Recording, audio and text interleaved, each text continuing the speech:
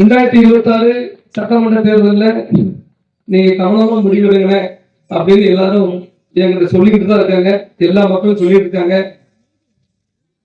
என் மீது எந்த அக்கறையும் இல்லாத, என் மீது எந்த பாசமும் இல்லாத, நான் ஒழிய வேண்டும், அதாவது என்னை ஒழிக்க நினைக்கக்கூடிய ஒரு சில கும்பல்கள் நான் எடுக்கக்கூடிய முடிவு அவங்களுக்கு எந்த ஒரு பிரச்சனையும் கிடையாது. அவங்களால எனக்கு எந்த ஒரு பிரச்சனையும் இல்ல.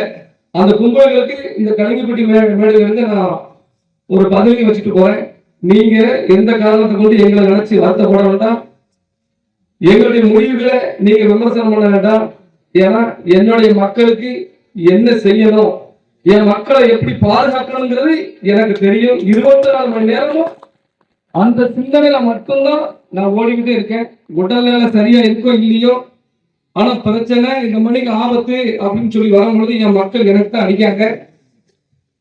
அந்த மாதிரி விஷயங்கள்ல நான் என் மக்களை பாதுகாக்கணும், எப்படி கரை சேர்க்கணுங்கிறது எனக்கு தெரியும். அதனால என் மீது அக்கறை இல்லாதவங்க, என் மீது பாசம் இல்லாதவங்க எல்லாம் சமூக வலைதளங்கள்ல ஒரு சில பதிவுகளை வச்சிருக்காங்க. எங்க ஐயா பசுமன் முத்துராமலிங்க தேவரும் எம்பெருமான் முருகப்பெருமானும் என்னன்னைக்கு எங்களோட தான் முழு ஆசீர்வாதத்தோட தான் களத்துக்கு வந்திருக்கேன். அதனால இவங்களுடைய பாச்சா பழிக்காது. அந்த என் மக்களும் அதை ஏற்றுக்கிட மாட்டாங்கன்னு எனக்கு தெரியும். அதனால நீங்களும் எந்த முடிவு இசைக்கராஜா எடுத்தாலும் எல்லா கிராமத்திலிருந்து எனக்கு போன் வரத்தான் செய்யுது. என்னுடைய பெண் பிள்ளைகள் எனக்கு கால் பண்ண தான் செய்யறாங்க. எல்லாத்தையும் நான் சரி பண்ணிட்டு தான் இருக்கிறேன். அதுல மாட்டுக்கிறதே கிடையாது.